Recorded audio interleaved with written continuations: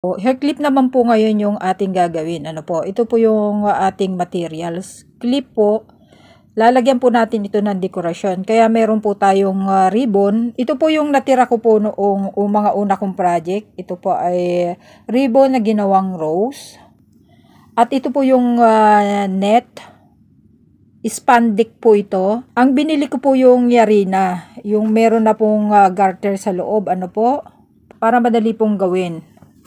Kung ribbon na to ay na-prepare ko na po. May dalawang klase po nito ng paglalagay ng mga beads. Yung 1 by 1 pong itatahi.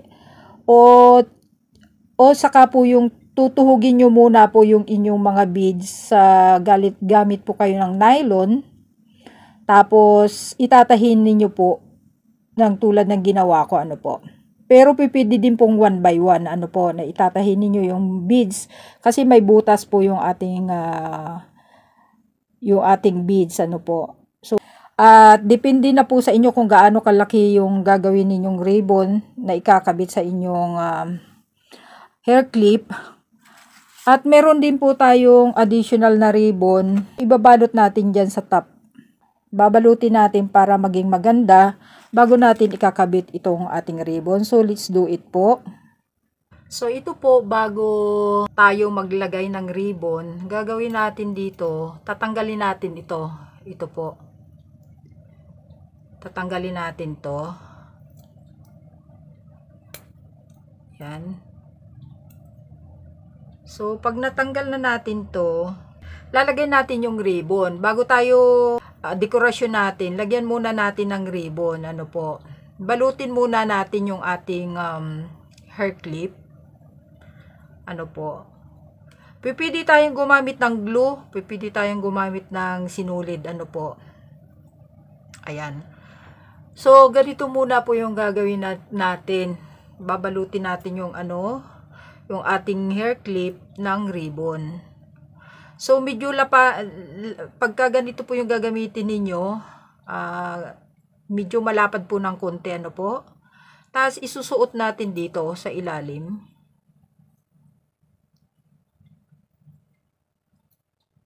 Pwede namang hindi, pero mas maganda po yung nasuot dito sa ilalim po. Lalo kung pansarili lang po yung gamit ninyo, ano.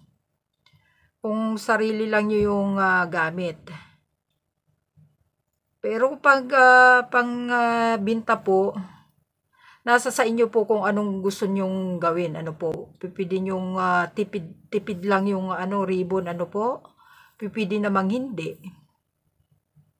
So, pagka na ganyan na po, i-fold natin ng mabuti yung ribbon. Ganito. Hilahin natin na hanggang tumama po, yung malalagyan natin ng, may ikiklip natin yung dulo, ano po. Ganyan.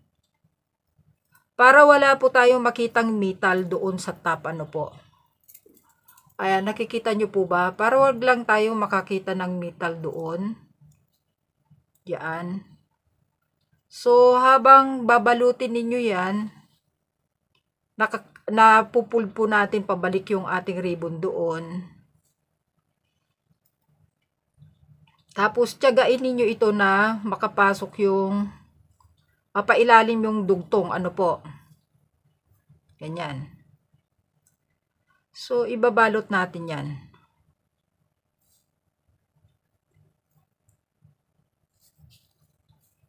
Yan, be patient lang po sa pagbalot. Hikitin ninyo. Ganyan. Hanggang po doon sa dulo. Kung hanggang po doon, hanggang dito, hanggang matapos po yan. Kung ano po yung ginawa ninyo dito, na isinuot ninyo dito sa dulo, ganun din po dito sa dulo, ano po. Ayan. Tago natin yung pinakang dulo, ano po. Hanggang dito sa dulo. Tapos ito, puputulin ninyo na tamang-tama lang po maipasok doon sa dulo pabalik. So, isuot natin ito uli doon, yung dulo. Pag nasuot na po yan, hikitin natin uli. Yan. So, tiyakin natin itong mga ito ay napapaloob po para maganda po yung outcome. Ayan. So, ayan po, na-fold na natin hanggang dito sa dulo, ganyan po. So, tatahian na lang natin, po. Nabalot na natin to. So, ang gagawin natin dito, ibabalik natin itong stopper, po. Babalik natin.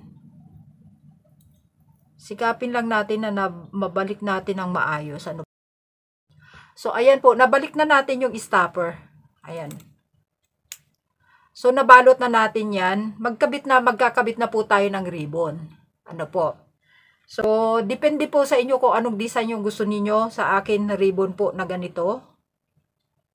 At bago natin ikabit yung ribbon na to, bago po natin ito kabit, ikakabit natin ito doon sa ilalim. Po. Gagawin natin dito, itatahi natin dyan. Po. Ayan po, nung naikabit na natin, ayan. So, ngayon, maglalagay po tayo ng design. Ganyan po yung style niya. Po. Itatahi ko lang po siya dyan. Po. Yun po ang gusto kong mangyari dito sa aking project. Lahat po siya nakatahi. Po. Pero, pipidin ninyo itong i-glue.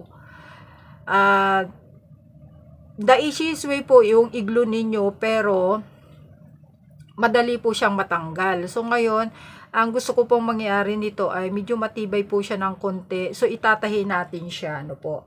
So, wait lang. So, ayan po, itatahi naman natin ito dito sa sa babaw niya.